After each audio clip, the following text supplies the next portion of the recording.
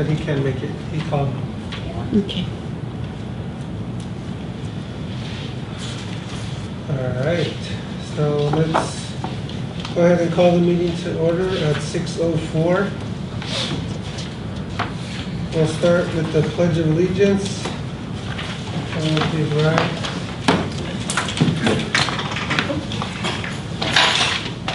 Ready, begin. I pledge allegiance to the flag of the United States of America and to the republic for which it stands, one nation, under God, indivisible, with liberty and justice for all.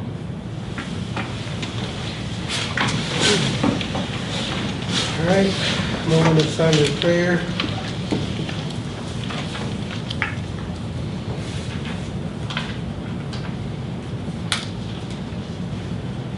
Thank you. We'll do roll call. Commissioner Diaz, Here. Commissioner Fisher, Commissioner Gutierrez, Commissioner Mason, Here. Commissioner Munoz, Here. Commissioner Velez, Present. Commissioner Williams, Vice Chair Molnar, Here. Chair Torres. Here. 6 present, we have quorum. All right, next we'll move on to oral communications. Anyone? You want to say anything? Okay. Excuse me, but this is my neighbor. Yeah. This is Mario. This is Mario. And he's the one that drove me in today, so. That's right. Awesome. Okay, with that, we'll move on to the consent calendar. Agenda item number 1, March 14, 2023, Community and Senior Services Commission meeting minutes and Special Community and Senior Service Commission meeting minutes for April 11, 2023 and May 3rd, 2023. Does anyone have any questions, any comments, revisions, changes to the meeting minutes? No. Okay. So, do we need a roll call for that? We need a motion first. Okay. Does I have a motion to approve? I move that the minutes be approved. Second that. Second. Okay. Roll call. Commissioner Diaz, Yes. Commissioner Fisher, Commissioner Gutierrez, Commissioner Mason, Yes. Commissioner Munoz, Yes. Commissioner Velez, Yes. Commissioner Williams, Vice Chair Molnar, Yes. Chair Torres. Yes. Passes. On to new business. Agenda item number 2, selection of vice chair of the Community and Senior Services Commission. So I think we take nominations first.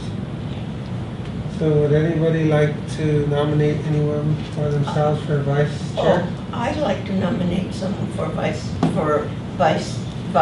chair. Gail. I'll second Vice that. chair. Oh, Goodness. I will second that.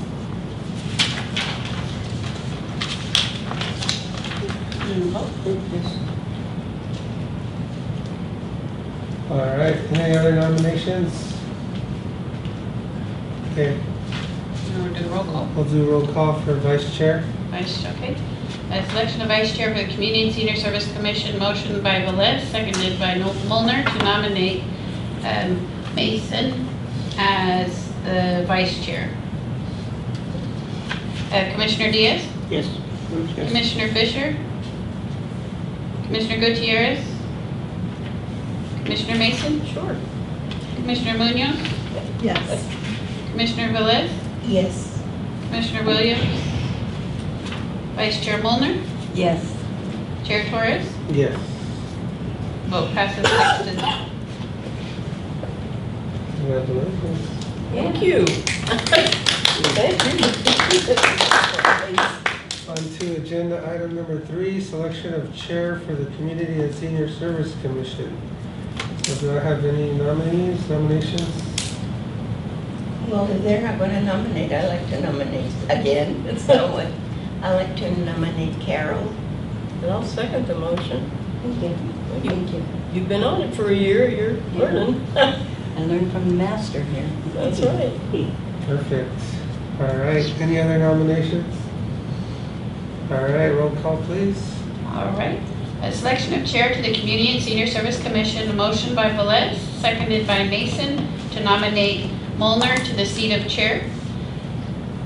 Commissioner Diaz? Yes. Commissioner Fisher? Commissioner Gutierrez?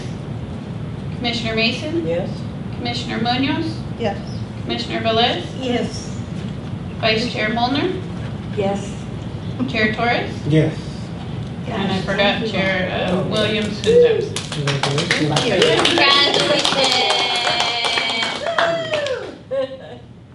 With that, we'll switch seats. Oh, Oh, you don't have to switch seats, but, Yeah. all right. Ooh, ad hoc. So do we start now? Yeah. Okay, so then you. start. Oh, all right, yeah. We'll move on to item number 4, selection of ad hoc committee members. This is always so much fun. And before we take our names, of course, we understand we've got a number of people not here that will be added to this list, but when you assign yourself to one of the committees, write it down someplace where you can find it, because it's so hard to remember. Okay. Words of wisdom. I'm sorry? Words of wisdom. Speaking from experience, yes. I have no idea what I served on last year. So, Community Development Block Grant Committee. We need 4 commissioners, and could somebody explain what the details, the job would be? Sure. Thanks, Kelly. Get a grant of federal funds each year, and a portion of that is used to fund nonprofits, public services in the city. And so we do a notice of funding availability, receive applications, and so really what the ad hoc committee does is review those applications, hear presentations from those groups who apply, and make funding recommendations to the council. Okay. Is anyone here would like to be on that committee? I like that committee. I I'll do be on it. too. I would too. Yeah. Okay. And may I say something though? You know, being the fact that I was appointed by the person that already is not our councilman, and we have a new councilman. I know he hasn't made any appointments yet, so I'll let you know. I'll serve until he decides on appointing someone else. So. Thank you. Wonderful. Mhm. I can't imagine this committee without you. Thank you. So, okay, so we have Betty, Gail, and with your permission, I'd like to put myself on it. And we have room for one more. I thought so. Yeah, right. It's like musical chairs here. Yeah, that'll be good. Let's see, then we have capital improvement projects, and Kelly, do you know what that is? Is it in I do relation to the other, or? Bring it back. It's the, through the chair. Learned, sorry. No. Speak up. Whoever can tell us what it It's, is. in the past, we've gone through parks and looked at park needs through input from sports council, user groups, and other users of all our facilities. You would have input on park needs. Mhm. And then we've also used it for selection process, like we've been using the measuring money for playgrounds or any other projects that are submitted, and you would be part of that selection process as well. After doing what we did the last couple of years, how much more of that is there to do? Well, I think Kind of that ongoing. it's an ongoing. The Is it? capital improvement program, which is made of capital improvement projects. It's a list of projects that are prioritized, if you will. Mhm. And so it's a long-term scheduling so that we can effectively and efficiently use city funds in order to pay for whether it's repairs or enhancements to city infrastructure. So it's ongoing. And just like Mike had said, it's really, the scope is really limited for this commission for areas that involve parks and community services, so that's, And dog parks. and dog parks, absolutely. We will not drop the dog parks. Okay. Do we have any volunteers for this committee? Okay, Cecilia? Anybody else? Well, if you don't have anyone else, Okay. You want to leave a couple openings in Yeah, case we'll they leave want a to get couple in there? openings, 'cause I want to try the homeless. I know nothing about the homeless situation. Yeah, if anyone else is really eager, I yeah. don't mind, Okay, well, I don't expect, Yeah. I would expect Sherry to pick one. Oh, yeah. I'm not sure about Alfred. Not real sure about him. You know, he's just got so much on his plate, so. Yeah. But we do have an opening, yeah. The homeless subcommittee. I'm going to put my name down because I don't know nothing about what's going on with the homeless situation, except what I read in the paper. Yeah.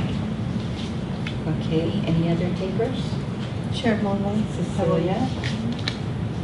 I could do it again if nobody else. Okay, and I'll take it too. You want, Unless, Hector, do you want it? Yeah. Okay, we'll put Hector.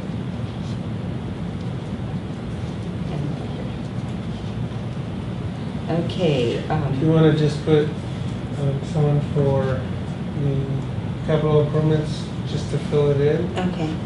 Oh, you're already on that. No, I'm just saying, do you want to put a name there just to fill it in, or do you want to leave it blank? I think we should leave it blank and give the others an opportunity.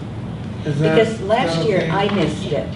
And that was the one meeting I think I missed last year, so I didn't get on a committee until later, so there was room.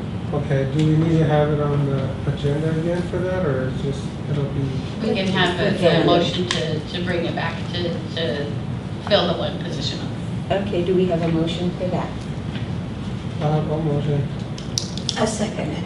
Okay, thank you. just for the Just for For the the homeless, For the the homeless capital- subcommittee. capital improvement. CIP. Homeless Capital, CIP. oh, yeah, homeless, we're fine, capital improvements. Okay, We also have two subcommittees that aren't named. that's if you wanted to create another committee. Why don't we Such as leave sports that? council. At this point, does anybody have a suggestion for that? Do we just kind of use it as ongoing? and Yeah, I think come we up had with a something? suggestion, right?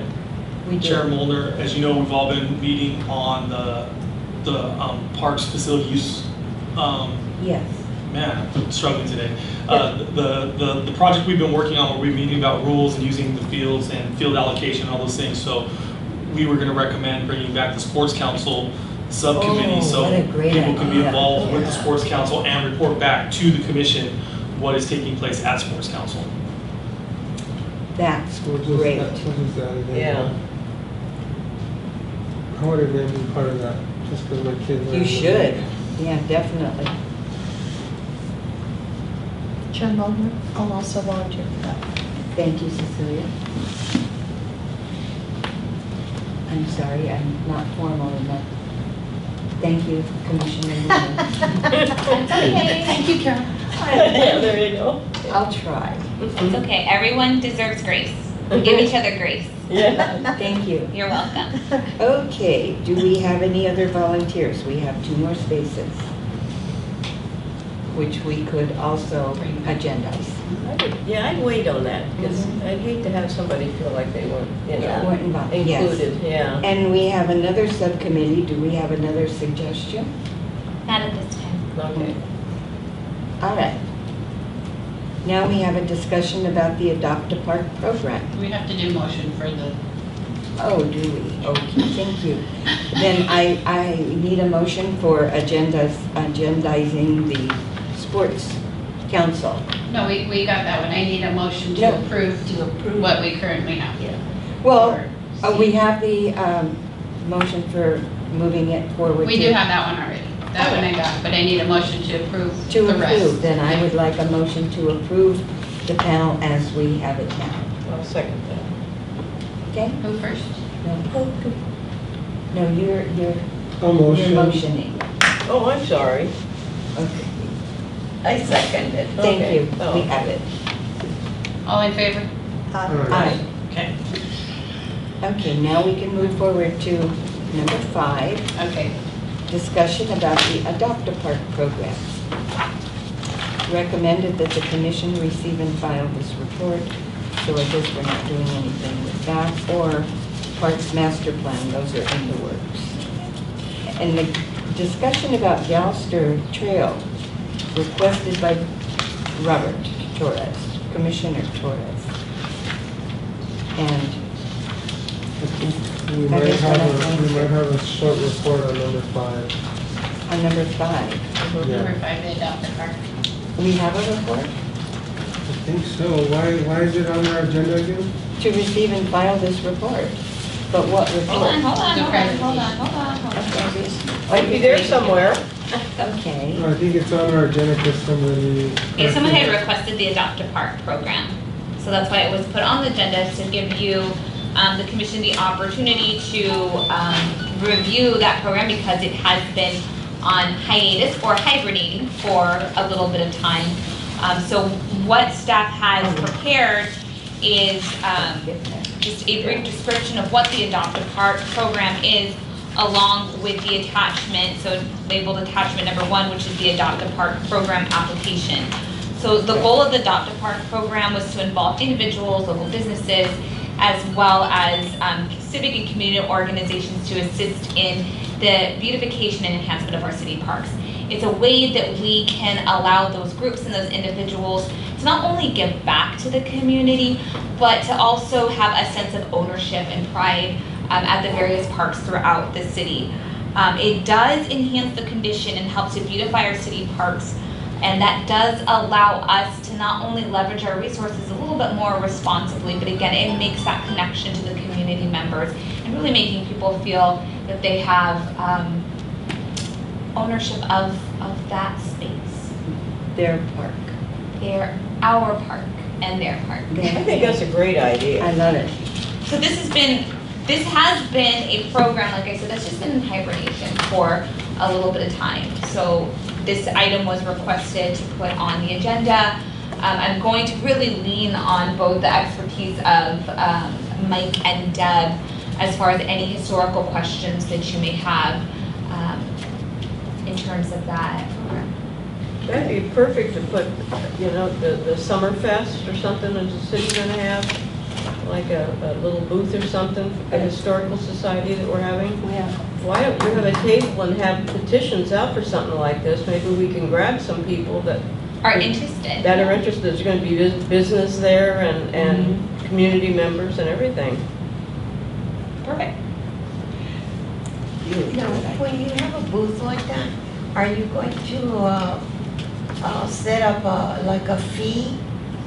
Rentals free fee or participants fee? So I believe what Vice Chair Mason is suggesting is that at an upcoming event that we should have a booth to promote this particular program. So Yeah, there it is, yeah. it would really be up to the hosting organization if the city were to pay a fee or not to I host this see. booth. Or the other participants that, Yeah. okay, that's. So even at the 4th of July thing, have them out. That's a perfect, I would like to see somehow, and I won't be here enough between now and then, but I sure would like to see our commission involved in the 4th of July activities.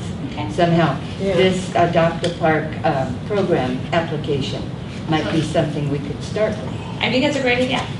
I know before we used to. We have a canopy that, a top that says community services. Yeah, we We always should used be to. in there. Yeah, absolutely.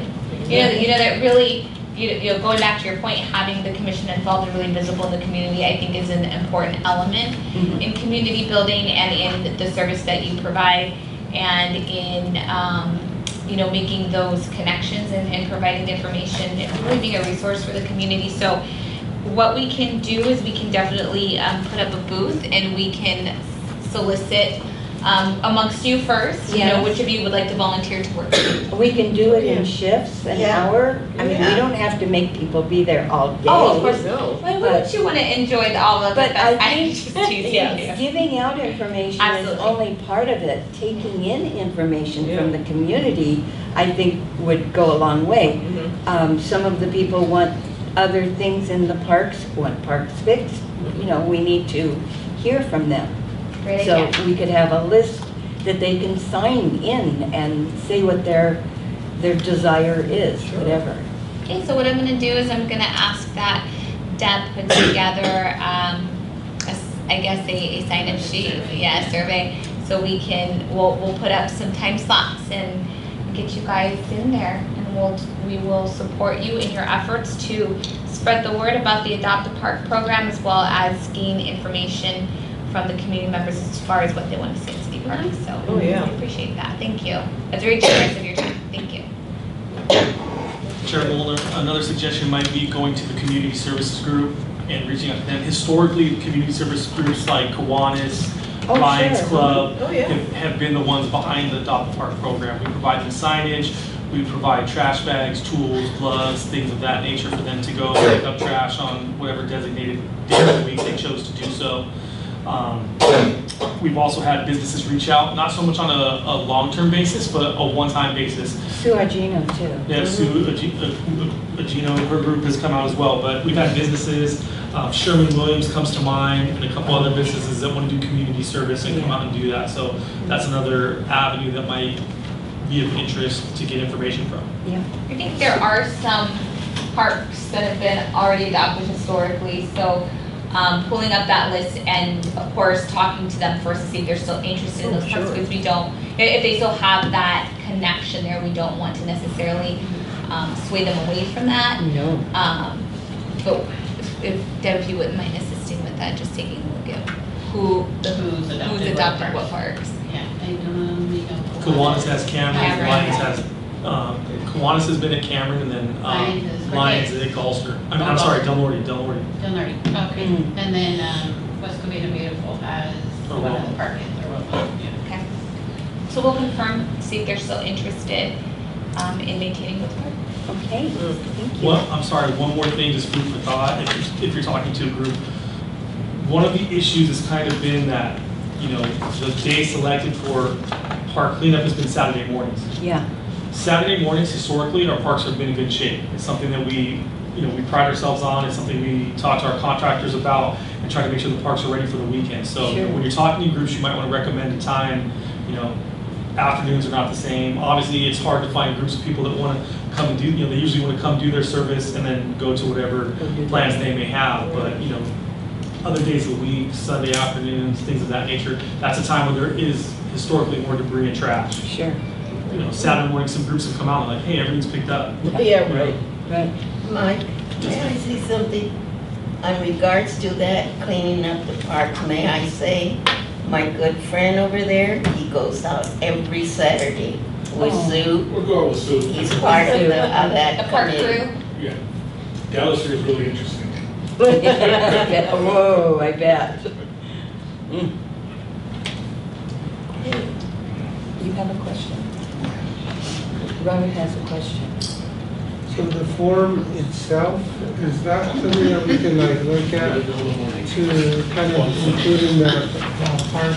I'm sorry, can you say it one more The time? form, is that something that we can look at, updating or revising to include as part of the park use or park manual that we're kind of coming up with? You want to incorporate the Dr. Park application and review of it as part of it, correct? Yeah. Okay. And then see if we could maybe look at including language that kind of talks about what Mike was touching on, how the city could provide assistance. Emphasis on could, right? We won't promise anything, but I think it would make it more attractive when people look at this Adopt a Park program, because generally people won't, do anything unless they're more eager to do it if they can see that there's incentives. Yes. So providing trash bags, providing additional labor if necessary, dirt, or you could include that in this application, so that way when people review it and look at it, they can be more willing to adopt, just because they see all the resources that will be available to them from the city. Okay. Come by here and pick up their little adopt a park thing and take their materials with them and bring it back here. We could do that if Yeah. we would. Yeah, it's just something to incentivize. So they have everything they maybe make need. it a little bit more attractive. Historically, Cameron Park has been the hub, so all equipment's at Cameron Park, trash, Oh, perfect in pickers, there? Oh, they- yeah. They can go pick it up, the group Great. can pick it up there, and we Yeah. can go to Palmview, That's Del right in Norte, the Gloucester. So They it's can all go- right there. Yes. Yeah, that's easy, see? And that location is open, that's where the bus access is, Yeah. they're open 7 days a week, so. Right. um, So if we would have that, I think that's what you said, if that would be included on here, that, all materials are provided and at the park, Available. Uh-huh, yeah. Very good. Okay, Very exciting. I think so too. Yeah. Yeah. Chair Molnar, I just have a question to direct to city staff. So in relation to the Adopt a Park program activities, let's just suppose it's in the future. Does the city still host the community cleanup? It's not a campaign, but it's where Athens can come out and Oh, the once a year. So that, they stopped that for a while. Yeah, they stopped Yeah. it. Then we did it in August to make up for not doing it.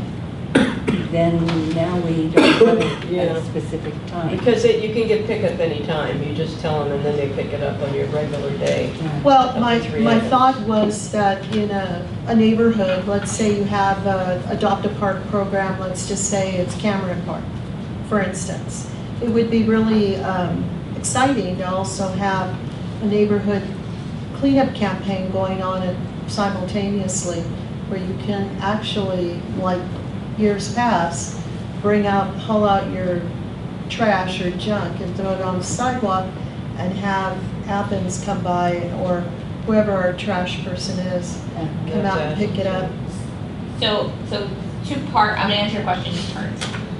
First, your question about the annual trash cleanup days with Athens. So those are in the works, they're actually targeting 5 Saturdays, it looks like. Good. Starting at the end of July and then running through the month of August. So Good. there will be 5 routes. I received an email about it today with those dates, and that's the extent of the information that I have. So Good. what I don't have yet, or what we don't have yet, is which route will be on which Saturday.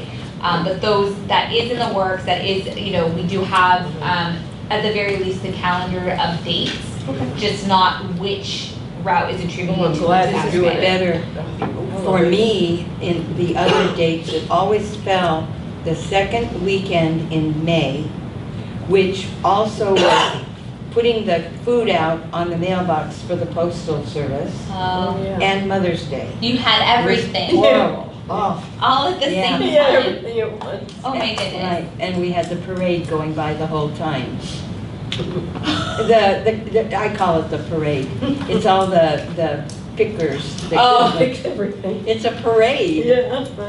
And I always say that if your stuff is there the next morning for pickup, Must you be have there. really bad stuff. Yeah.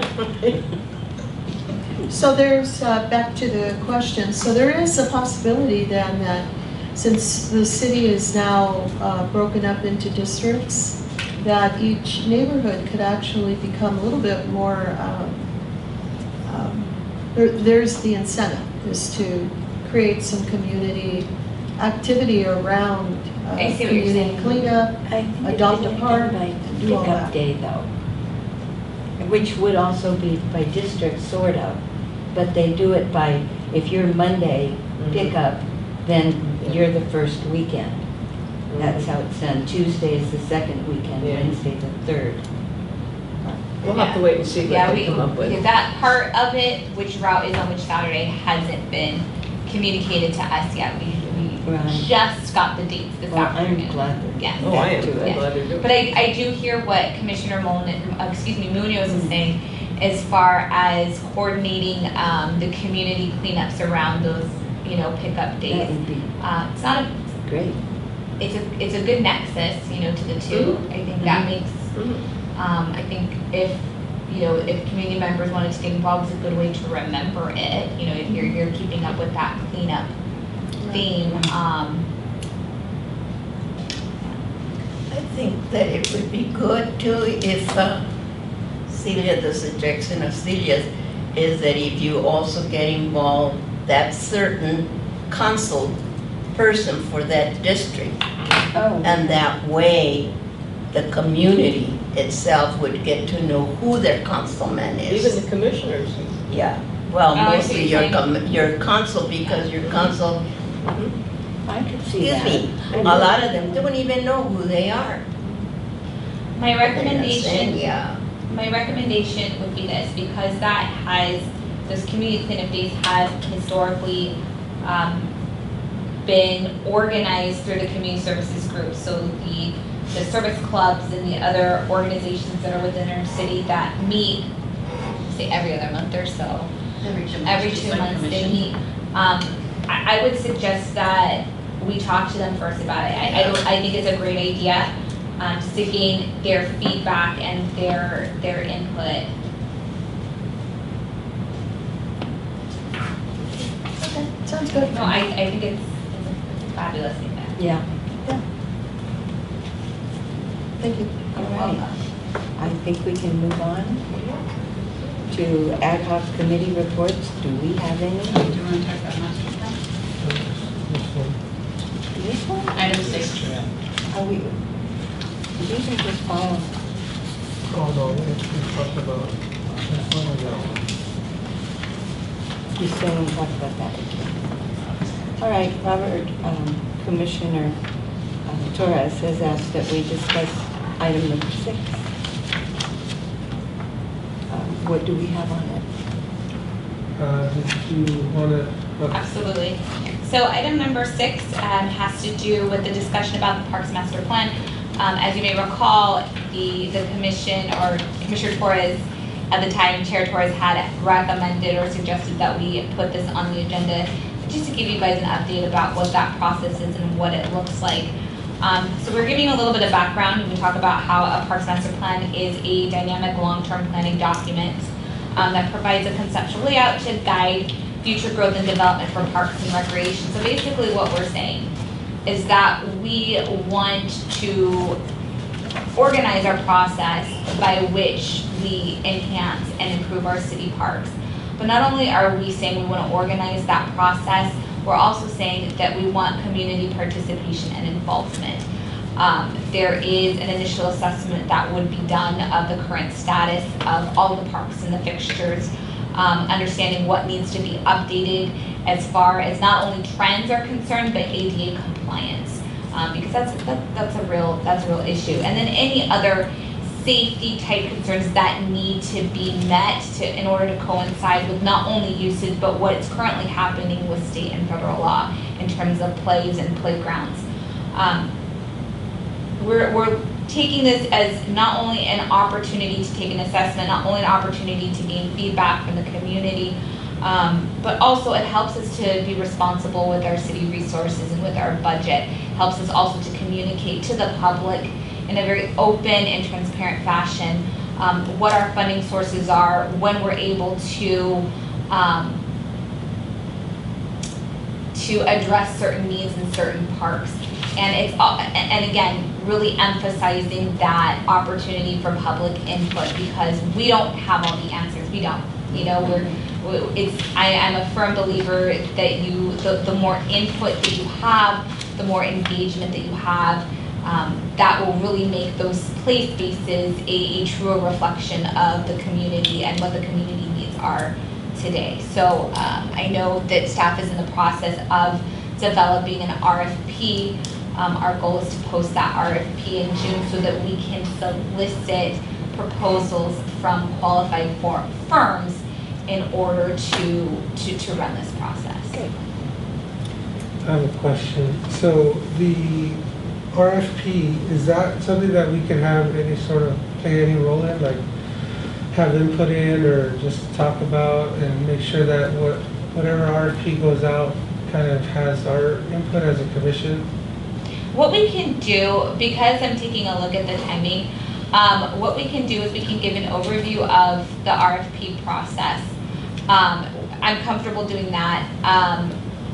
But what the other part of it too is if you really want input in what goes into a parks master plan, the opportunity to do that would be a stakeholders meeting, and this commission, this body would definitely be a part of that. I will ask Mike real quick, I know I'm putting you on the spot, to some of the things that we're looking at in terms of the RFP and what we're articulating to the people that are bidding. And just know when we're doing a request for proposals, each individual firm, that's a minimum. They could come up with additional attributes or additional amenities, if you will, that would be unique to that particular firm. So it'd be a little bit challenging, if you will, because each firm may have something new to bring to the table. Go ahead. Our team has been working on looking at exactly what the RFP is going to be and how deep it's going to go. There's questions such as transportation, linkages, trails. Kelly, is there some other facets we were looking at? I mean, we talked about the linkages. We talked about park needs and improvements and funding sources. What were some of the other keys that they were looking at in the RFPs that you looked at? Just maintenance, funding. You're looking at things like walkability. When you have community parks, are the neighborhoods, are they walking to the park? What types of transportation? What's the transportation they're looking at? Are there certain parks that lean more towards walking, foot traffic as opposed to vehicle traffic? It's going to take a look at community engagement, how each individual firm will go about the community engagement process. So open meetings, multi-formats for community engagements and workshops. So what I mean by open meetings, we're going to have workshops that the community can participate in. And there may be other formats too. Some people may not be able to find time to come to a community workshop, but they could respond to a survey that's online. Just, really varying the ways that they would go around community engagement. They look at plans for funding, not just utilizing budgets or general funds or special funds, but really being able to identify what types of grants the city would have the opportunity to apply for. And speaking of grants, when you put together a parks master plan, essentially what you're doing is you're creating projects. You're creating projects that are vetted, that have already received community involvement and input, which is huge, especially for grants. And we can take those individual projects and break them up and apply for grants accordingly. So it's not just a document of where we are now, where we see the parks and recreations going in the future. It's also a tool that we can use to be responsible in gaining those funding resources. I mean, if there's something in addition that you would like to see, again, I'm just looking at timing in order for us to get the RFP out. If there's something in addition that you would like to see, please let us know and we can take those notes now. Yeah, I think we would probably, I would probably want additions. It's just hard to gauge what the facets are. I know you covered them really quickly, but just to make sure that we all understand what the facets are and what we're looking at. Because in my experience, my professional experience, a lot of the times, like when you put out RFPs for certain things, like master plans, you'll have firms that do master plans, right? And so I've reviewed multiple proposals in my line of work, and generally they're like, I don't want to say they just like copy paste, but they're very similar, because whatever firm gets these, they generally just have a template and they'll put everything in. So I want to just make sure that when we put out ours, it's specific to West Covina, right? To our parks, to our needs. I know a lot of the parks we have are unique.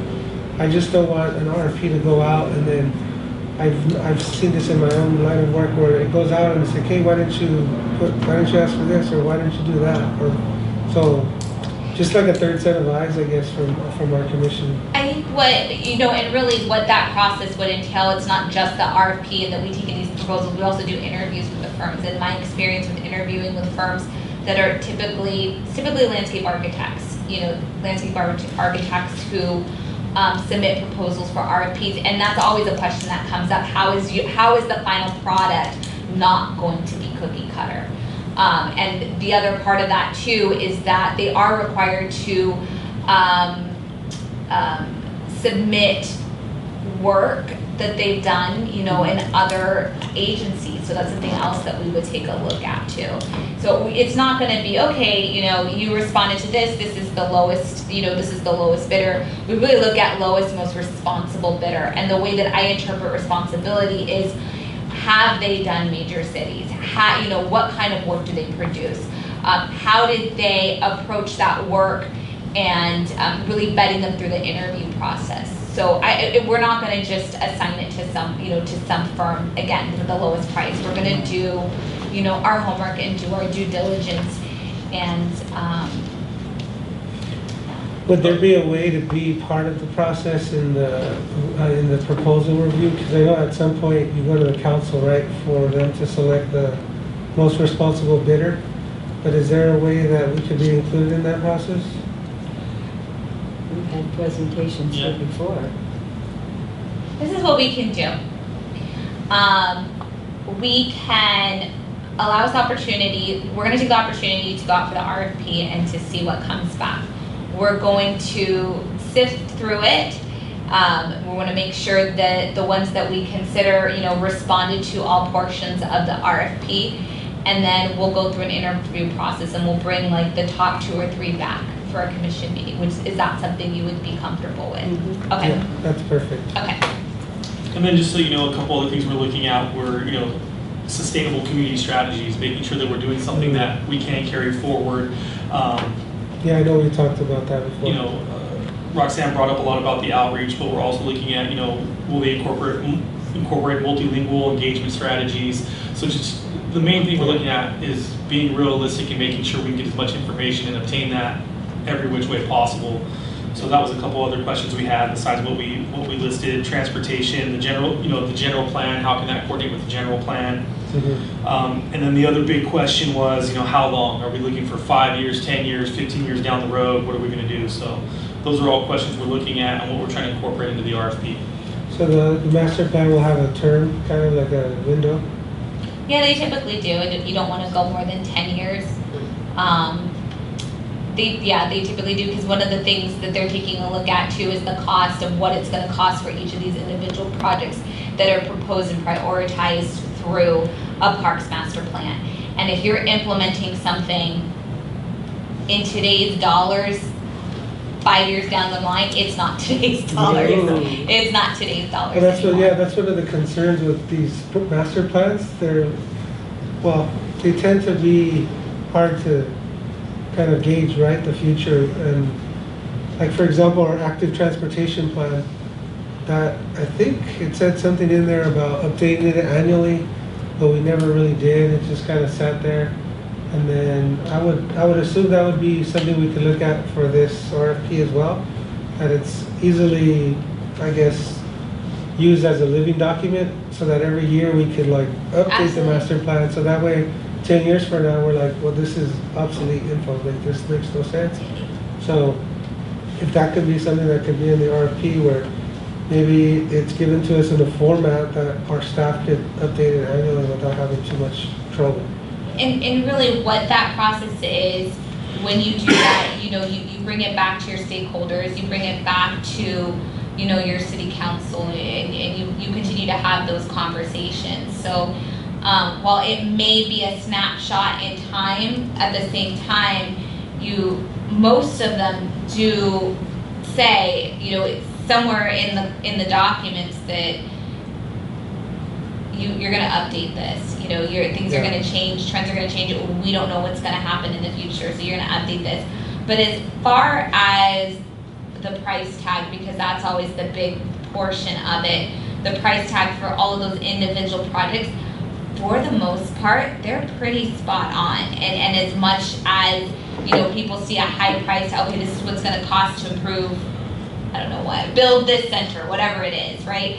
That they tend to be pretty spot on when you work with a really good firm. They really do, really Yeah. do. No, yeah, I agree. And it's interesting to me because oftentimes what happens is, and this has been my experience, you know, you'll have stakeholders who have the opinion, oh, well, it can be done for cheaper, and it doesn't end up being that way, that their figures are usually pretty spot on. Yeah, right, so, okay, yeah, no, that makes sense, and I had one more thing, but I lost it, let's see,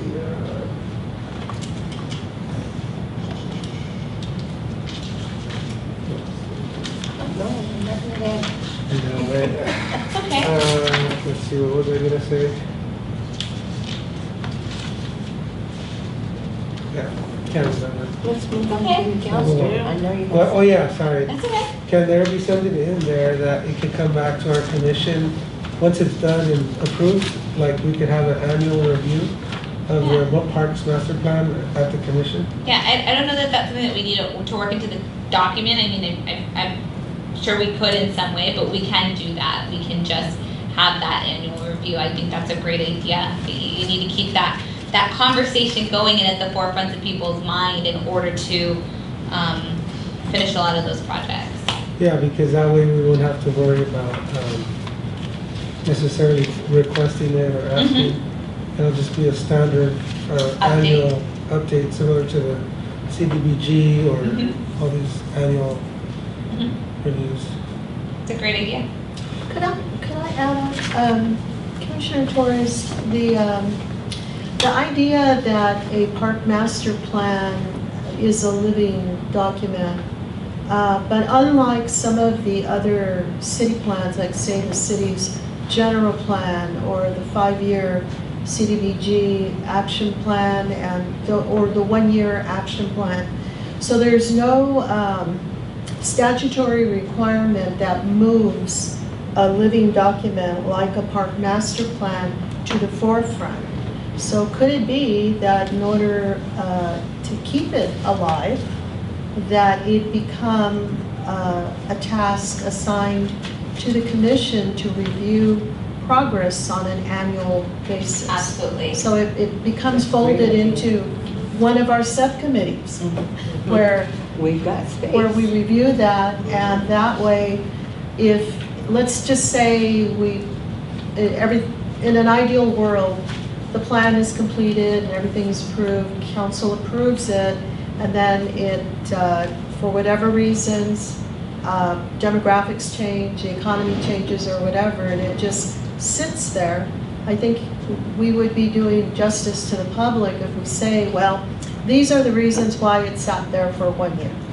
However, this commission is tasked with that responsibility, and the commission's responsibility then drives the 1-year review, because there is no statutory reason to look at it every year and report out to anybody. And I think that's a great point. And the other, and I just want to piggyback off that, so I'm glad that you brought that up. The other part of that really drives this is your stakeholders. You know, your stakeholders play a big role in it, and your stakeholders are going to be like your user groups, you know, members of the community, and they're going to really, they tend to really get behind these types of plans, and once those plans are approved, they're going to be really assisting you with asking for those updates. And so there is some built-in accountability there just by doing those community engagements and those workshops.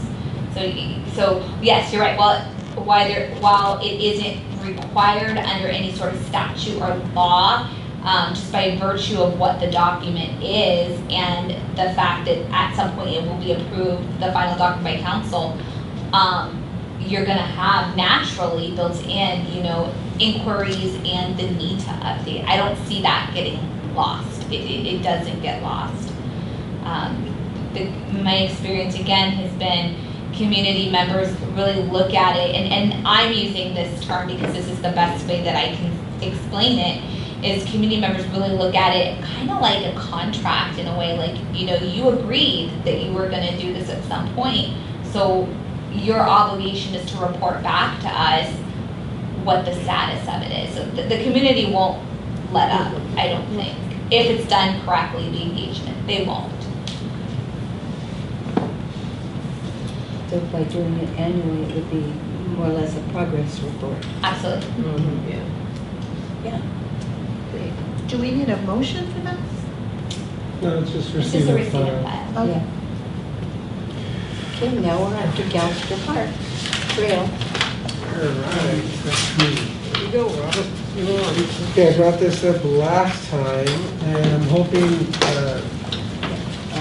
one of the thoughts I had was maybe to eventually get this put into the capital improvements list.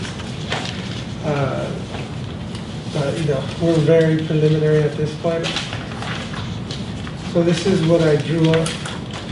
I highlighted Galster Park on the left, and then Heritage Park on the top right.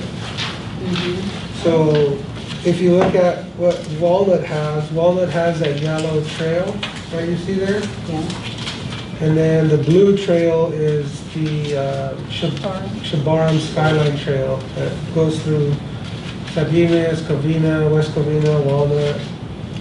And then the red is what we have on the books for trail easement access. And it ends kind of arbitrarily, it ends right there where the red line ends. So the idea I had was, and then all those green spaces are city-owned land. Some of them might just be landscaping, some of them might be easements. But as you can tell, like in comparison to Galster Park, they're pretty giant swaths of land that we could potentially not develop, but maybe just have a trail going through there to kind of connect West Covina residents to the San Jose Mountains there. And what I experienced when I went on the Walnut Trails was that the views up there are amazing. Yes. And so I kind of want to make sure that we provide those same amenities and views to the West Covina residents, right? Because right now Walnut gets to enjoy those every day. And we could do the same, but we have to drive to that yellow trail there. But I think it's just an enormous resource, amenity that we have at our fingertips, especially because we already have the easement.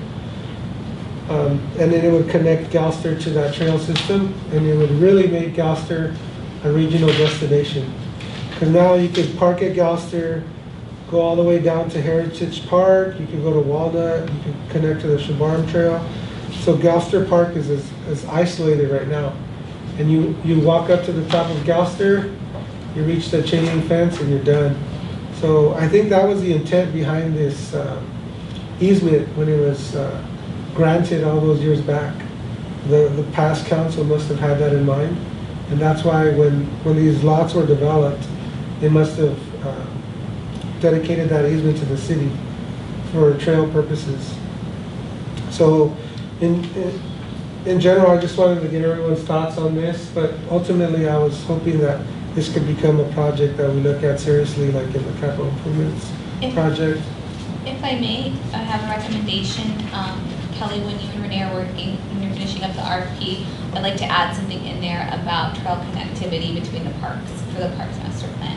So if we can approach it in that fashion, and a lot of the projects that are part of the Parks Master Plan, you know, those go on the CIP. So, you know, it doesn't go away. But if we can put that, thank you, in there. So then how would that work? Would it kind of go backwards, or do we need to add it into the CIP for it to be in the master plan? No, we're gonna put that into the RFP for consideration as part of it. We can call out something specific like that. Oh, okay. And the reason that I'm doing that is because I don't want it to get lost. I don't wanna call out everything specific, because we're gonna call out our 16 parks. So we have to give those locations. But we can also call out the trail as well. Okay. And then this specifically though, right? That's the trail, yes. Okay. Just so that the proposers are aware of what we have available. So what happens is when a firm is selected, they're provided with the documents, they're provided with all of the information that we have on the books, including this. So they will, and that does take some time. So that's some of the behind the scene work that happens once a firm is selected. So they would be provided this, yes, to answer your question. Chair Torres, to clarify, the red line is the easement the city has now? Yeah. Yeah, that's off, that does not touch BKK land at all. It's on the other side. So that does not encroach onto the BKK property at all. That's a completely separate parcel north of the BKK lot. So basically, be fixing the black part that goes to the blue one, right? That is, the black part there Yeah, is no easement. But the good news is if you can see the There's green, something there though, right? if Yeah, you look the at, green, you if could you look go at the up and green, in. that's all our property. Yeah, we could go right. up into So that, it's right? skirting right into that. So we would essentially need to grant ourselves an easement. Yeah. We would go through our own property. Mm-hmm. We probably wouldn't even need an easement because it's our property, but that black portion would just be a matter of incorporating the trail into the open space where we currently have. All those green blobs there are city-owned land. Wow. And then if you can see on the top, there's those little red lines. Yeah. Those are access points from the road. communities there. So they could access from all those red little lines because those green portions of land are adjacent to public streets. Are they kept up or are they just undergrowth and? They're natural hillsides. So there's not much upkeep for them. They're not like, they're not like the Shadow Oak area down on the south end of town. They're more of a natural hilly area. There's washes, catch basins, a few other things in there, but they are not as kept as the south end of town. Kind of like in the front of the sports complex. That's more kept, you're thinking like the coastal sage. Yeah. It's a little bit, it's different material, different plant life. So if you're familiar with Cameron just before Heritage Park, This is going south. I don't know if you see the greenery on the right side there, how the bigger trees Where's the street? and yeah. foliage and things, it's all like that. That would make sense. It's cut off. I thought the connection, And then this is, the line to me was funny, because I knew there was plans to go to connect to the Schmarm Trail, but I thought it was more BKK property. Oh. Yeah, I thought it was more along the top, like that line to me It doesn't could look be like a service road for the golf course or something. Yeah. Is that part of that original golf course type plan? Okay. We I've have seen that. that. We have this. I've seen that, okay. Kelly, is any of this in the green linkages stuff? Probably not. And then in the RFP, if you could include something about, you mentioned it earlier, like grants, but the RMC, because they would be the most, The firms will, they know what grants are out there, so the Rivers and Mountains Conservancy, I think that's what you're Yeah. talking about, yeah. That they know where to look for those, they'll identify them. and then one more thing on this, and probably for Mike, would it be possible to do like a walk on this, a site visit, kind of lay of the land, just walk it? We can definitely hike to the top of Gulfster Park and the trails up there. Roxanne and I have done it. We can go from that. How far we can connect over, I'm not sure, but we can take the trail. Well, that's all of our. Take an ATV. That's our, the red line. The red line is all our. You have an ATV? Our property. You have an our Have you Okay, well, I'm liked gonna take it? it. Cherry TV, I got the drone, but I got You can just take my my dogs and I'm still hiking the There's a gate right here, or Oh, a fence. I see. Chair Torres, that route doesn't, like from the map, and I could be wrong, but from that map, that doesn't look like the trail I know. The trail I know hugs more the BKK property and would connect to the Schmarm Trail more on, I guess that'd be like the southern side, Yeah. is what that's right. I recall, but. Well, yeah, that's you know. the footpath that was kind of defined by people just going up there.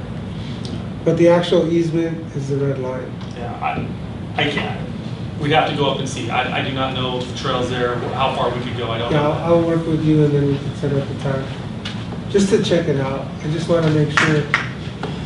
That'd be great. Because at some point it's going to have to be walked, right? Correct. If there's ever a project in mind. But the It would trail have easement to be. is 25 feet. So 25 feet, I think, is big enough to do switchbacks. So even if it is like a steep terrain, we'll be able to do this kind of thing right down. That's one of the things I kind of just saw. I haven't actually been out there, but I kind of saw on Google Maps that there was some steep terrain out there. So we have this, but we don't. I'm familiar with the But- green, I'm familiar with the green areas on the east side of town.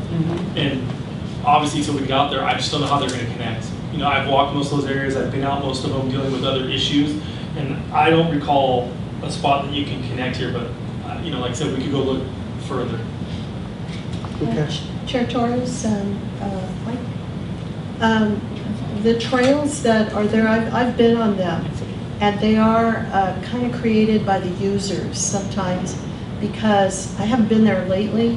I would imagine, though, that because of the heavy rain that we've had, that even the footpath that was created by users is probably all overgrown.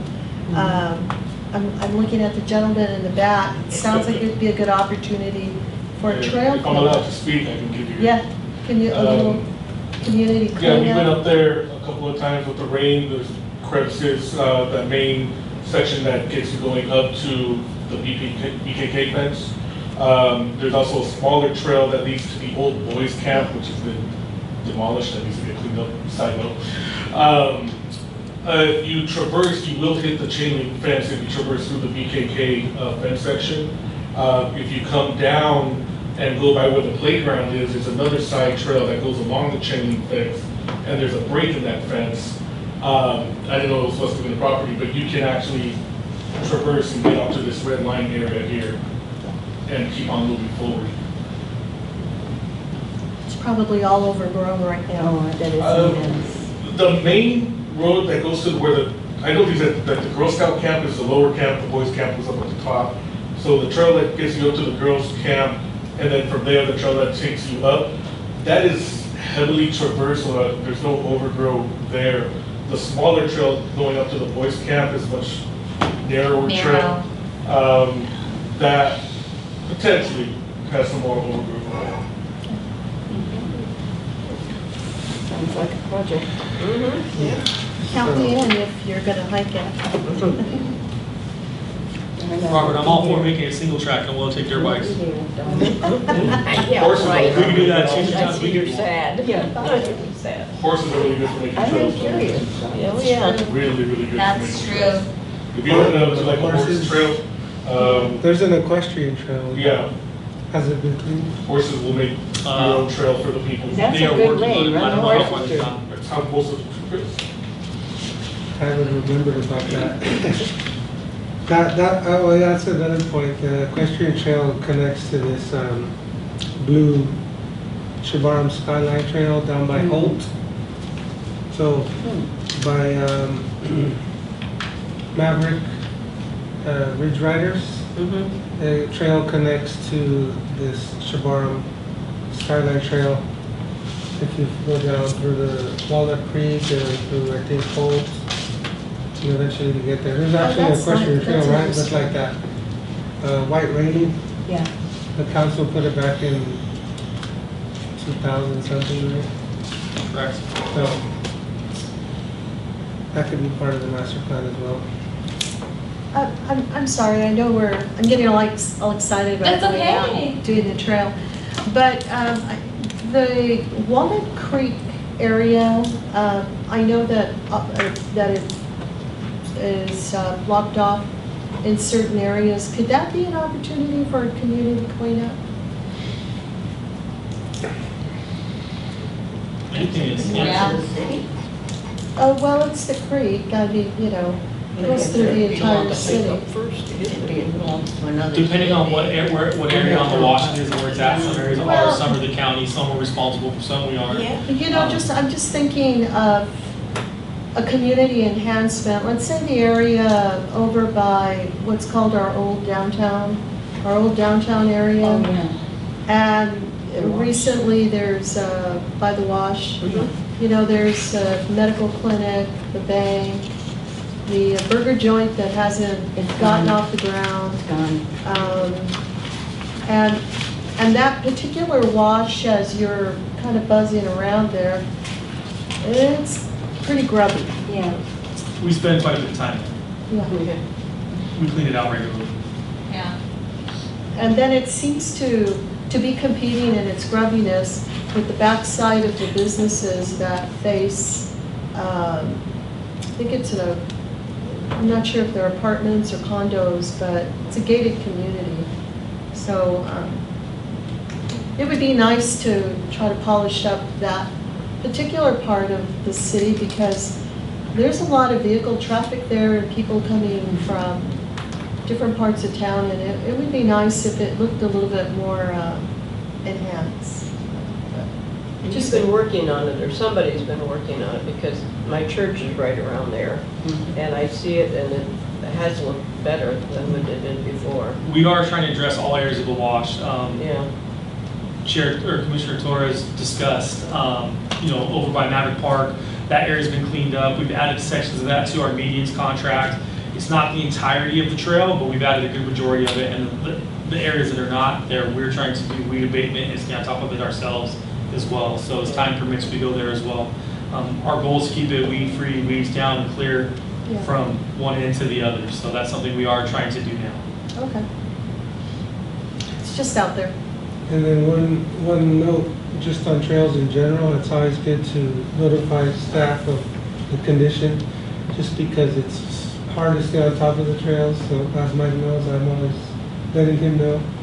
But I think it's county-wide, even with county trails.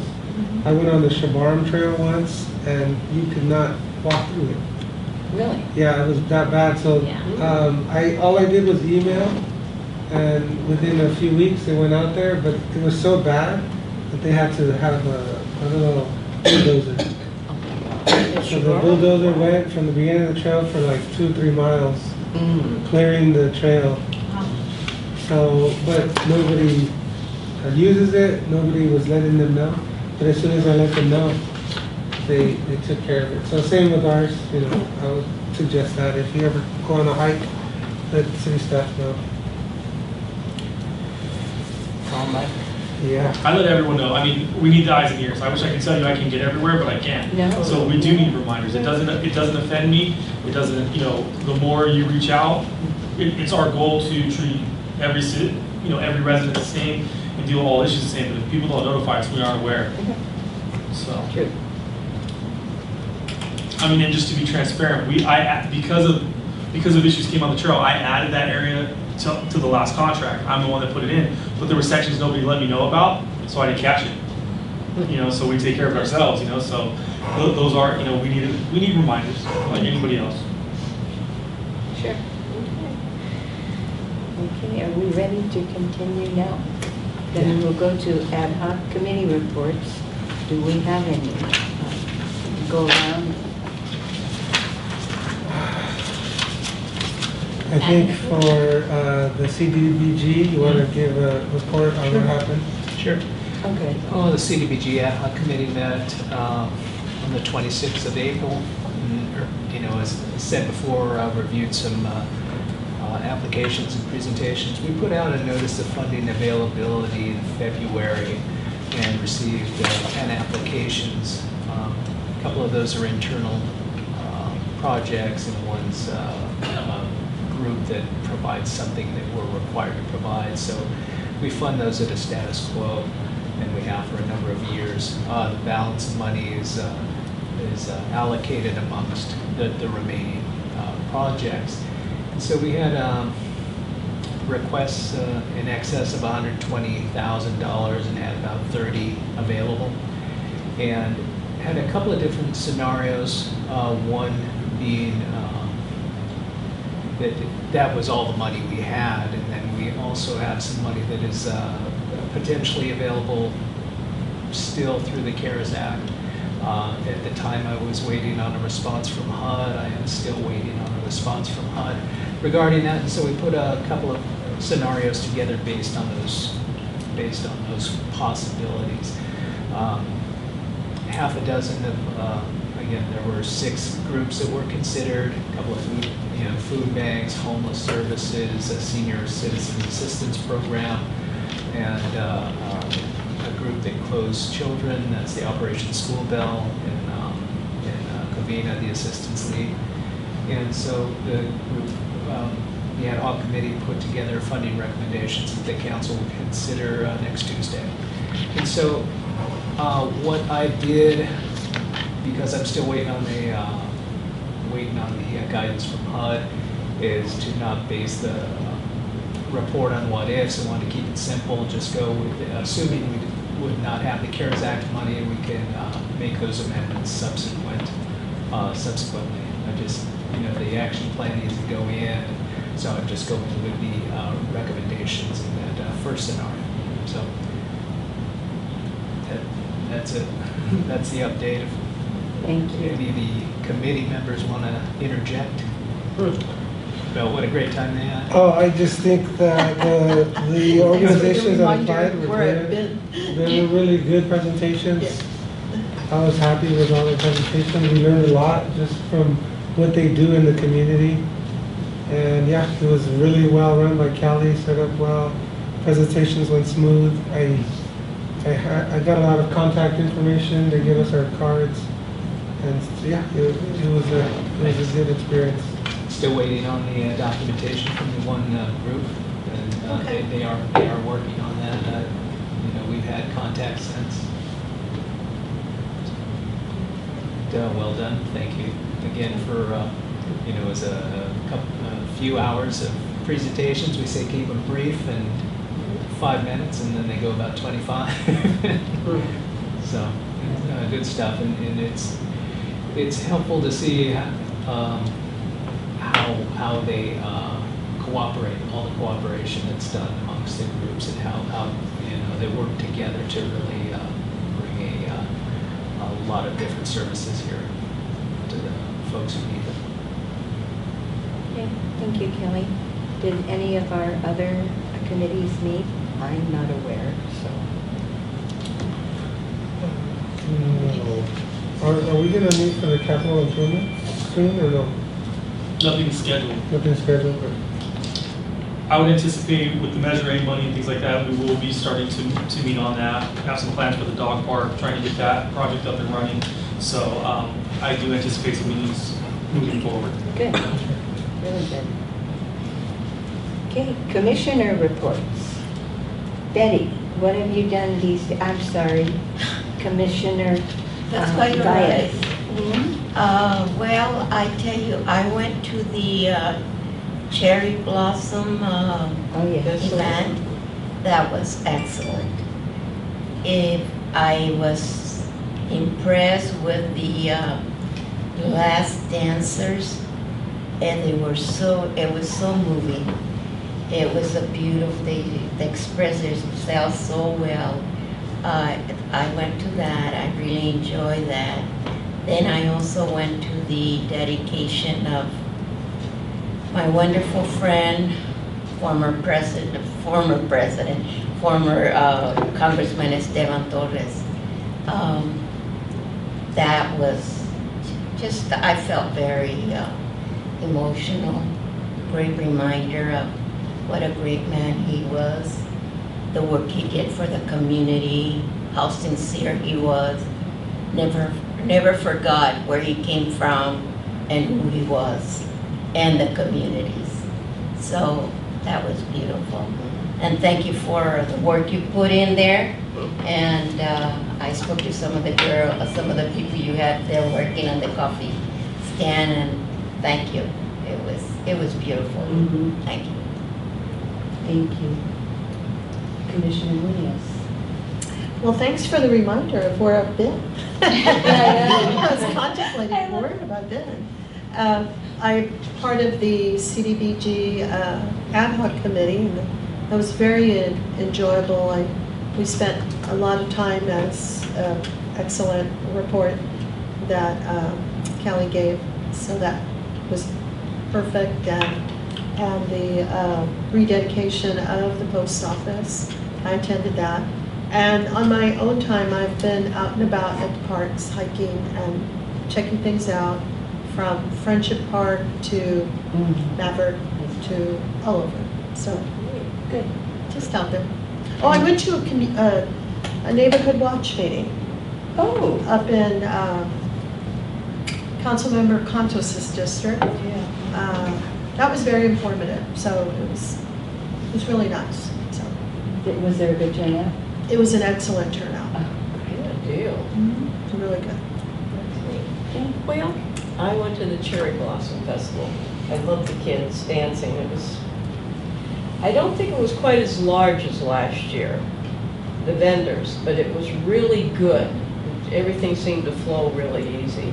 And the post office dedication, I thought the city did one of the best jobs I've ever seen. I mean, that was glorious, really, you know. You were so proud to be part of it. I thought that was really neat. And that's about it. Oh, you know what? I got to put this little intersection. I like that you guys are coming to the Historical Society. Yes. Thank you, Roxanne, for coming. Yes. I think getting these closer together, these two entities, is going to really work out well. Good. Thank you. You're welcome. I'm glad.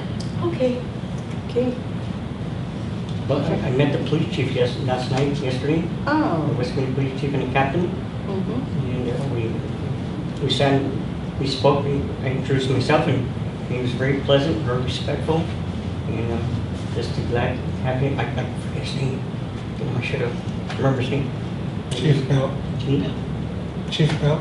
Yeah, Oh. but yeah, he was very pleasant, very respectful, and Cute. it was a pleasure to meet him. But I haven't been to no festivals, no Cherry Blossom festivals. But All right. that was my day yesterday. Commissioner Torres. Okay, the East San Gabriel Valley Japanese Community Center, they had a event, and I live close by, so that's probably why I went, just because it was easy for me. They had a adult day program, grand opening, and that was really fun. It was called Genki, I think, Genki Adult Day Program. So I got a lot of good contacts. I talked to them about their senior services, and then hopefully in the future we could partner somehow with the Cortez Senior Center. But I met their executive director, I met all the administrative staff, many board members, and it was a really good, it was very short and really good opening day for the adult day program. It was about 30 minutes, so it was really nice. And one of the benefits of going to that was I was able to connect with their basketball athletic director, and he wants to kind of partner with somebody. He didn't have any idea of who he could partner with, but the presenters from the CDBG, I'm going to connect him with the Assistance League because he wants to do a shoe drive for his basketball team, but he didn't really know where to take all the donations. So I'm hoping that he could connect with the Assistance League and take all the donations to their thrift store. I think it was on San Bernardino, right? No, Assistance League is in Covina. No, on San Bernardino Road. Oh, Yeah, it probably is. yeah. Yeah, I think that's where they said their thrift store is. That's right. Right? Yeah. Okay. So yeah, that was a really good connection, and just the thoughts to throw out there in the future, because like our senior center is way out in the east side, right, Cortez? A lot of the seniors on this side, they are obviously further, so that's a really good resource for them to go to. And one of my goals is to try to see if we can promote that as well and how partner with them. Just because of sometimes people are a little shy if it's another community, right? So like Japanese seniors. So then I'll use my mother as an example. She might be like, well, no, I don't want to go there because that's only for Japanese, right? So that's what I was talking to a lot of the board of directors on when I was there. So how to bridge that gap and get, people interested in going there and kind of over that kind of hesitance. and because it's It's an amazing beautiful. program. Was it It's a Japanese beautiful center? Okay. facility. Fantastic place. Yeah, it Yeah. really is. And they welcome you. You can come there during the week or anything. Yeah, they do, yes. The Japanese Community Center. Mhm. They're a pleasure to work with. I mean, if Yeah. you've ever seen them, Awesome. if you've ever seen them put anything on, the way they mobilize and the community that they have to put on the events and do the work, they're a I'll pleasure to never work forget with. how they did their parking before with all those Sorry, cars. where's- Man, they where's- got you in there. where's- They where's this? put you where you needed to The be. Japanese Community Center, it's Yeah. called Puente. It's Puente, east of Sunset. Mhm. So if you go up on, north on Sunset, make a right on Puente, it's gonna be on your left. North side. Within a few Commissioner blocks. Diaz, it's actually a hidden gem It in really the is. city. If you ever have an opportunity, you should drop in and take a peek at it. I mean, There's beautiful history on the walls, and Japanese center. It's called the East San Gabriel Valley Japanese Community Center. Community center. Yeah. I have ties with Japan. My brother used to live in Japan for 30 years. He passed away 6 years ago. So I've been in Japan 3 times. So I have some history of Japan. And I never knew about this place. Yeah. I'm going to definitely take my son there. If the Yeah. commission's interested, Mike and I were just having a quick sidebar. We can reach out to Pearl, their executive director, and see about a tour for the commission. That would be great. So, I mean, we're gonna leave it up to their schedule, and then we'll communicate that with you guys. But it really is, it's a fabulous location. They're great partners, excellent nonprofit group. You know, we do lean on them quite a bit when it comes to partnering, so we appreciate them. So yeah, let's give us the opportunity to reach out to them and see how we can schedule a tour for you guys. Would it also be possible to, not that, we're not necessarily competitors, right? But No. would it also be possible for them to present their adult program to the Cortez community there? Because the senior centers, just because that would make them aware of the resources on the east side? Because there's probably a lot of seniors that travel from here to there, right? So if they knew about that program, maybe that would be more convenient for them. So maybe some sort of future presentation if Pearl's willing to do that, or her staff. Or share activities and get the transportation to go between the Japanese center and our senior center. Yeah, I think that's a great idea. Like I said, let's reach out to Pearl and see what opportunities are present, and we'll definitely let them know that, you know, our doors are open to them, and hopefully we can schedule something with them soon. That's a great idea. yes. So I'm the last one to report, and I did also go to the post office thing, which I thought was just so well done, so well done. The band for the anthem was great, and the speakers were great. It was so good to see his family there. It was beautiful. Also, of course, I also support the Historical Society. I think it's a very valuable part of our city, and they offer such good information about our city every month. And then Commissioner Valles forgot to say too that she and I went to the opening of the Vietnamese Oh, the restaurant. restaurant. It was delightful. Yeah. We had a wonderful time. We got to spend some time with Michael Flowers, and it was just such a great afternoon. They kept serving us, and I recommend the food. It was a real nice event. May I say something? Of course, They also kept serving us wine, different kinds of tequila, all kinds of different all alcohols. different And they flavors. tasted so good. That was the bonus. Yeah, it was a fun. It was a fun afternoon. I'll take the wine, but not the tequila. Yeah, it was a nice thing. It was very I nice. recommend that all of you go check them out. Where's Very that? nice. Where is that? Where is it? Where is it? Oh, it's just down by the colony. right on the corner. It used to be a burger place, Burger Inn or what? and now it's this mango. Mango steam. Steam, yeah. Mhm, mango steam. And it's lovely. Yep, not a lot of seating in there, but to go mostly, I think, but it's good. Thanks. So, items to be agendized. We have that pretty much covered.